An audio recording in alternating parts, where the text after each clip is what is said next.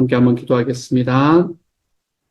사랑하는 하나님, 언제나 우리가 세상을 살아가면서 예수님께서 나를 사랑하셔서 십자가에 달려 죽으셨다라는 그 사실이 우리의 삶을 살아가는 모든 과정의 디폴트가 될 수 있도록 주님께서 도와주시니 감사합니다.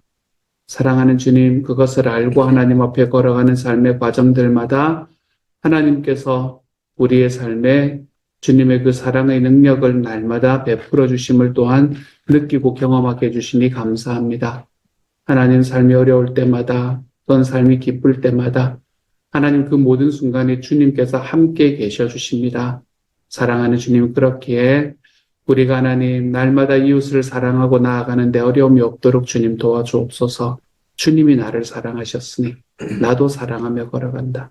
주님이여, 이것이 우리의 삶에 하나님 앞에서의 큰 결단이 되어갈 수 있는 오늘 하루가 될 수 있도록 아버지여 도와주옵소서. 모든 말씀 우리 주님 예수님 이름으로 기도합니다. 아멘. 하나님께서 우리에게 주시는 말씀 함께 읽습니다. 요한복음 13장 31절부터 38절까지의 말씀입니다. 요한복음 13장 31절부터 38절까지의 말씀. 우리 같은 목소리를 함께 읽습니다. 함께 읽지요. 시작. 그가 나간 후에 예수께서 이르시되 지금 인자가 영광을 받았고 하나님도 인자로 말미암아 영광을 받으셨도다. 만일 하나님이 그로 말미암아 영광을 받으셨으면 하나님도 자기로 말미암아 그에게 영광을 주시리니 곧 주시리라. 작은 자들아, 내가 아직 잠시 너희와 함께 있겠노라. 너희가 나를 찾을 것이나 일찍이 내가 유대인들에게 너희는 내가 가는 곳에 올 수 없다고 말한 것과 같이 지금 너희에게도 이르노라. 새 계명을 너희에게 주노니 서로 사랑하라. 내가 너희를 사랑한 것 같이 너희도 서로 사랑하라. 너희가 서로 사랑하면 이로써 모든 사람이 너희가 내 제자인 줄 알리라. 시몬 베드로가 이르되 주여 어디로 가시나이까? 예수께서 대답하시되 내가 가는 곳에 내가 지금은 따라올 수 없으나 후에는 따라오리라. 베드로가 이르되 주여 내가 지금은 어찌하여 따라갈 수 없나이까? 주를 위하여 내 목숨을 버리겠나이다. 예수께서 대답하시되 내가 나를 위하여 내 목숨을 버리겠느냐? 내가 진실로 진실로 내게 이르노니 닭 울기 전에 내가 3번 나를 부인하리라. 아멘. 오늘은 다니엘 금식의 3번째 날입니다. 금식하고 또 섭식하는 이 선택해서 먹는 그런 과정이 여러분에게 좀 편안해지고 계시는지 모르겠습니다.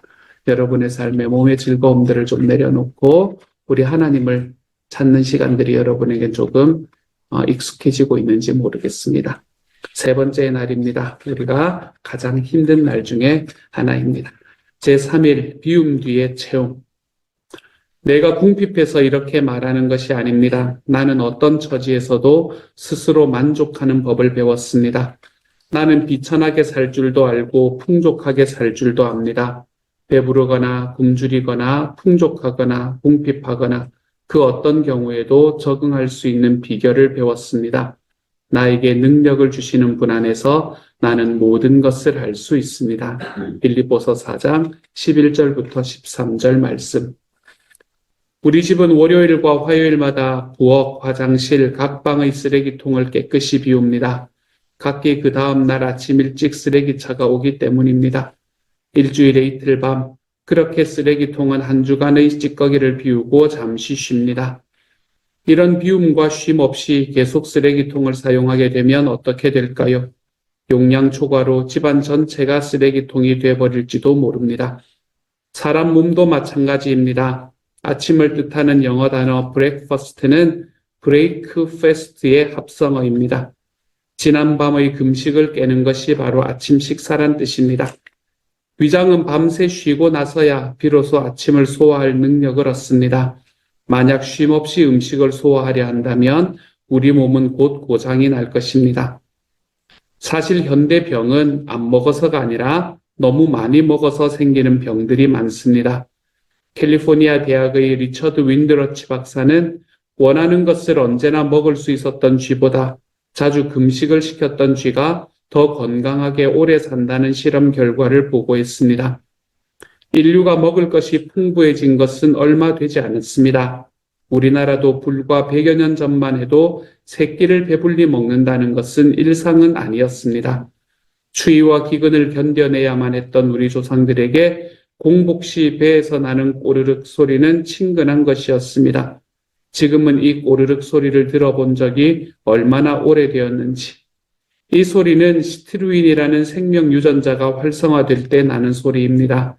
시트루인은 노화작용을 억제하고 피부, 장기, 혈액 등등의 부분을 스캔해서 재생시키는 놀라운 일을 한다고 합니다. 이것이 어쩌면 긴 추위와 굶주림에도 우리 선조들이 살아남은 비밀인지도 모릅니다. 사실 하나님은 사람의 몸을 오랜 굶주림 속에서도 살아남을 수 있는 구조로 만드셨습니다. 우리 몸에 필요한 영양소를 골고루 섭취하는 것은 건강을 위해 매우 중요한 일입니다. 이 땅에서 우리는 먹어야 살 수 있습니다. 그러나 빌립보서에서 쓴 바울의 고백처럼 우리는 때때로 굶주릴 때도 있고 풍족하게 먹을 때도 있습니다. 그 어떤 경우에도 적응할 수 있는 비결을 배웠습니다. 금식할 수 있는 능력을 주님께서 주셨습니다.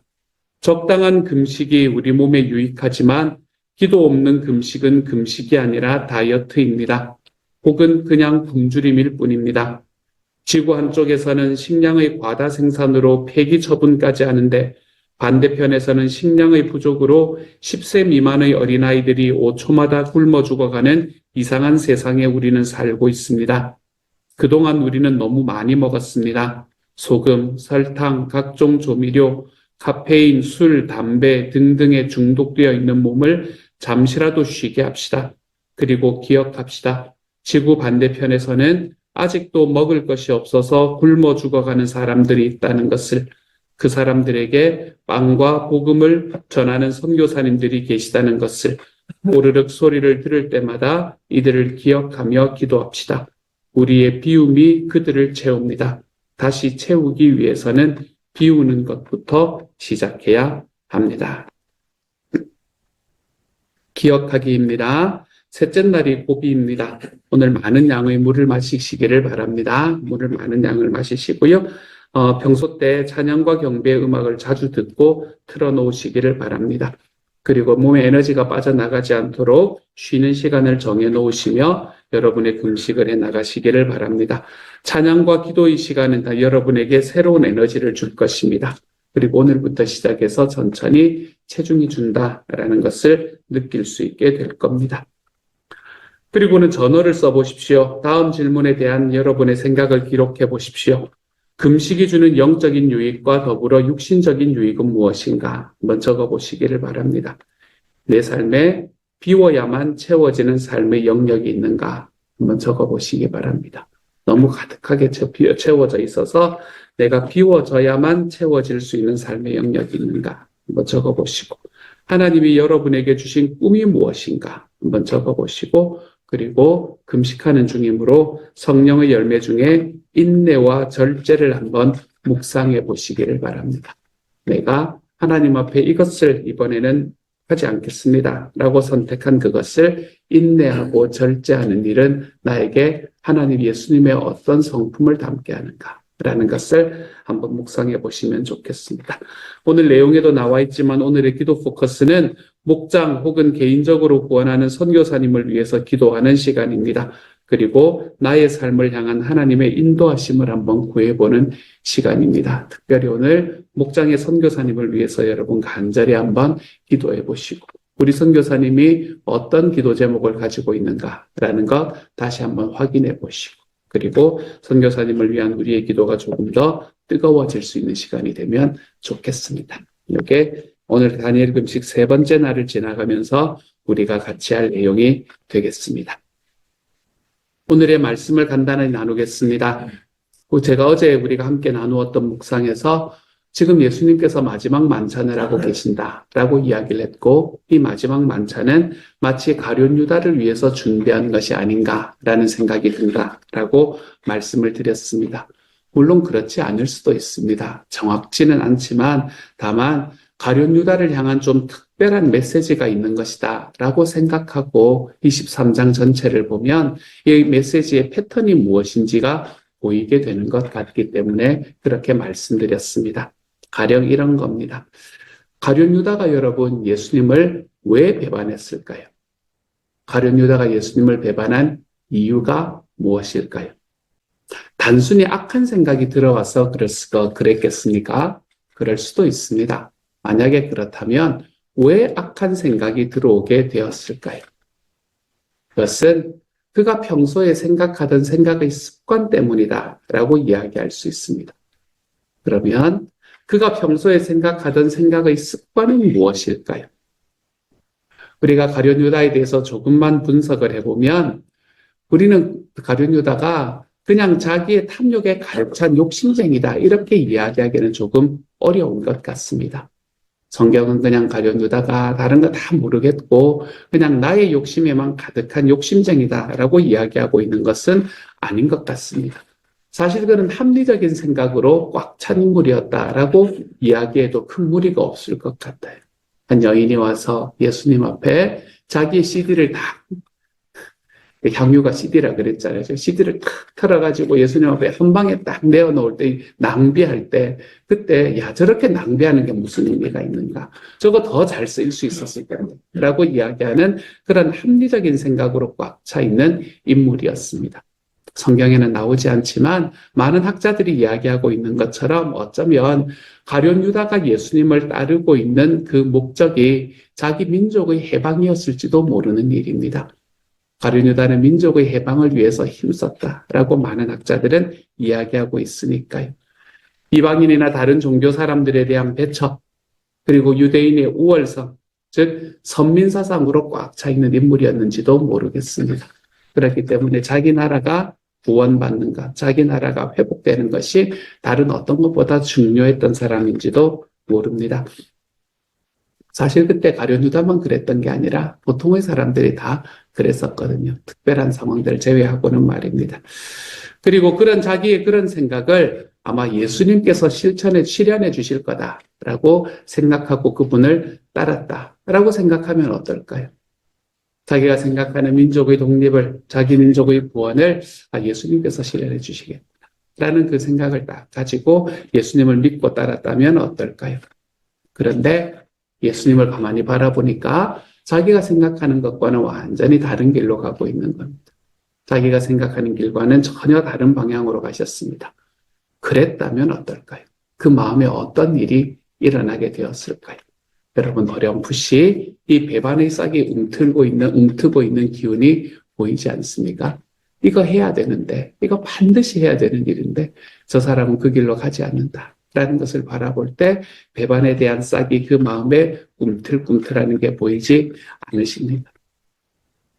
가룟 유다는 자기의 생각이 실현되는 통로로 예수님을 선택했습니다. 그게 어떤 욕구였던 말입니다. 그게 어떤 소원이었건 자기의 소원이 실현되는 통로로 예수님을 선택했습니다. 그는 자기의 욕망을 충족시키는 도구로 예수님을 따랐던 것을 우리는 볼 수 있게 됩니다. 사실 그런데 이거 자기의 생각이 실현되는 통로로 예수님을 선택하고 예수님을 나의 욕망을 충족시키는 도구로 따르는 것, 여러분 이것은 가룟 유다만 그러는 게 아닙니다. 실제로 보통의 신앙인들이 추구하는 모습과 별반 다르지를 않습니다. 믿음이라고 하는 데는 조건이 붙습니다. 신앙이라는 것은 자기중심적일 때가 많습니다. 그래서 예수님을 우리의 통로로 만들려고 합니다. 예수님을 우리의 도구로 만들려고 할 때가 많아요. 그런데 예수님은 그와 반대로 우리에게 통로가 되라고 말씀하십니다. 예수님은 우리가 도구가 되어야 한다라고 이야기하십니다. 거기다가 하나님을 따르는 것, 예수 그리스도를 영접하는 것은 내가 가지고 있는 나의 욕망을 실현하는 행동이 아니고 하나님의 뜻을 실현하는 데 동참하는 것이다 라고 분명하게 말합니다. 나의 욕망이 예수님을 통해서 이루어지는 것이 아니라 내 삶을 통해 하나님의 뜻이 이루어지는 거다라는 걸 분명히 하고 있죠. 그 말씀을 가룟 유다에게 제자들의 발을 씻기시는 모습으로 예수님은 보여주셨습니다. 우리 그리스도인은 이와 같은 모습이다. 내 주변에 있는 사람들을 섬기며 나아가는 사람이다. 라고요. 그리고 난 다음에는 빵을 주시면서 촉구하시죠. 지금 네 마음에 가득한 나를 이용해서 너의 욕망을 실현하려는 그 모습을 좀 내려놔라. 그리고 이 빵을 받고 나의 살을 받고 이제 하나님의 마음을 이 땅에 실현하는 주님의 나라를 이 땅에 이루는 도구가 좀 되어라. 라고 이야기하며 주님은 가룟 유다에게 나아가셨습니다. 이것은 예수님의 안타까운 설득이었다고 보입니다. 이렇게 유다를 설득하신 예수님의 이야기에 가룟 유다는 그것을 뿌리치고 밖으로 뛰어 나갔습니다. 그게 어제의 말씀이었죠. 그렇죠? 그리고 이어서 말씀하시는 장면이 오늘 본문에 나오는데 그 첫 말씀이 뭔가 하면 이제는 인자가 영광을 받았다. 하나님께서도 인자로 말미암아 영광을 받으셨다. 이렇게 이야기를 하는 말씀으로 시작합니다. 여기서 인자란 예수님 자신을 의미하는 것은 너무나 분명합니다. 예수님이 영광을 받으셨다라는 것은 이제는 그가 하나님께서 자기에게 주신 말씀을 따라 십자가를 질 수 있게 되었다. 이걸 이야기하는 거죠. 자기가 십자가를 짐으로 하나님이 영광을 받으시기 때문에 그렇습니다. 자신을 내려놓고 하나님의 나라를 위해서 하나님의 계획을 위해서 자기 자신을 드리는 그 사건으로 말미암아 그 십자가의 사건으로 말미암아 하나님이 영광을 받으십니다. 이걸 다시 말하면 여러분 하나님을 나의 통로로 만드는 것이 아니라 내가 주님의 뜻이 이루어지는 통로가 될 때 하나님을 나의 성공을 위한 도구로 사용하는 것이 아니라 내가 주님의 말씀을 내가 주님의 나라를 이 땅에 이루는 도구로 사용될 때 그때 주님이 영광을 받으신다는 겁니다. 그리고는 새 계명을 우리에게 허락하십니다. 그러면서 서로 사랑해라 이렇게 이야기합니다. 그리고 중요한 것은 서로 사랑하면 너희가 특별히 말하지 않아도 너희가 주님의 제자인 줄을 사람들이 알 것이다. 이렇게 표현을 하고 있는 거지요. 이 대목에서 중요한 메시지가 하나가 있습니다. 그게 뭔가 하면 가장 큰 복음 전도가 뭘까라는 것에 관한 이야기입니다. 가장 큰 복음 전도는 서로 사랑하는 것이다. 이렇게 말합니다. 가장 큰 복음 전도는 서로 사랑하는 것이다. 나의 뜻이 드러나는 것도 아닙니다. 내 삶 속에서 무슨 열광적인 능력이 드러나는 것도 아닙니다. 그것을 통해서 예수님을 알게 되는 것이 아니라 사람들이 오직 서로를 사랑하는 것. 그것이 주님을 가장 빛나게 만드는 것이다. 라고 이야기합니다. 교회를 크게 만드는 것, 수많은 청중들이 모여드는 것, 여러분 이런 것들이 아니라 서로 사랑하는 것이 하나님 앞에 가장 아름다운 예배가 된다라고 이야기를 하고 있는 거죠. 예수님께서 정말 하고자 하시는 말씀은 요거였던 것 같아요. 우두머리 앞에 서서 앞에 우두머리로 서서 깃발을 날리고 내 삶에서 다른 경쟁자들을 물리치고 그 정점에 서는 것, 이것이 승리라고 세상은 가르칩니다. 하지만 우리는 이런 세계관에 빠져들어가서는 안 됩니다. 누군가를 이겨내야 된다. 이겨먹어야 된다. 라는 것이 승리하는 것이 아니라 서로 사랑하는 것이 하나님 나라에서 승리하는 것이다. 라고 이야기를 하고 있습니다.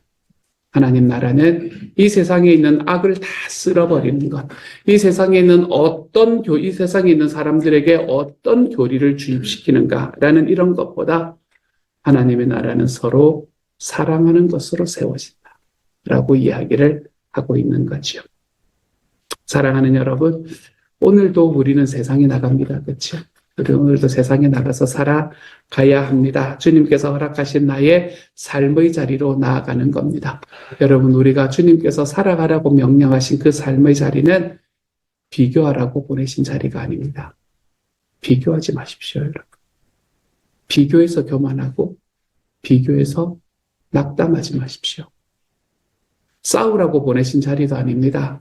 내가 어떻게든 이겨먹으려고, 내가 어떻게든 더 나은 위치에 서려고 싸우는 자리도 아닙니다. 하나님께서 우리를 보내주시는 그 자리는 오직 사랑하라고 보내신 자리이고 섬기라고 보내신 자리입니다.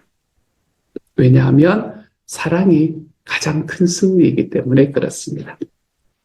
섬길 때 예수님이 가장 크게 영광을 받으시기 때문에 그렇습니다. 무엇보다 우리가 사랑하는 것이 하나님을 찬양하는 방법이며 무엇보다 우리가 사랑하는 것이 하나님의 마음을 시원케 만드는 길이기 때문에 그렇습니다. 사랑하는 여러분, 오늘 하루 살아갈 때 우리에게 베풀어 주신 그 삶의 자리에 기쁜 마음으로 일어나 나아가는 하루가 되어 가시기를 소망합니다. 나의 욕망을 주님을 도구로 만들어 이용하는 것이 아니라 주님께서 나를 도구로 만들어서 하나님 나라를 만들어가는 삶. 그 하나님의 나라를 만들어가는 삶에 있는 사랑과 섬김의 자리로 오늘도 한 걸음 기쁨으로 걸어가는 삶. 이것이 우리 주님을 영광스럽게 만들 겁니다. 사랑하는 여러분, 오늘 하루도 우리 주님의 영광을 위해서 사랑하며 살아가 볼 수 있는 하나님의 사람이 되어 가시기를 우리 주님의 이름으로 축복합니다. 같이 한번 기도하도록 하지요. 사랑하는 하나님, 가룟 유다를 향해서 힘써서 나아가시는 예수님의 모습이 보입니다. 힘써 걸어가시는 예수님의 모습. 사랑하는 주님, 가룟 유다를 향해서 예수님께서 걸어가시는 그 발걸음들을 주님이여 우리가 우리의 삶에 열의 하나라도 닮아가 볼 수 있도록 주님 붙잡아 주십시오. 나의 뜻을 위해서, 나의 욕망을 위해서 주님을 도구로 사용하는 것이 아니라 주님께서 이 땅에 하나님의 뜻을 이루시기 위한 도구로 나를 사용하실 것을 기대하고 소망하는 마음으로 나를 드리며 나아갈 때 주님이 영광을 받으신다. 주님, 우리가 이 땅에 살아가며 그 예수님을 쫓아가는 삶의 증거로 사랑하는 사람이 되어갈 때 주님이 영광을 받으신다. 주님의 이것을 기억하는 하루가 되게 하여 주셔서 우리가 살아가는 삶의 어떤 과정이든 주님 서로 사랑하며 걸어가 볼 수 있는 하나님의 사람이 되도록 주님 도우시고 함께하여 주옵소서. 모든 말씀 우리 주님 예수님 이름으로 기도드립니다. 아멘.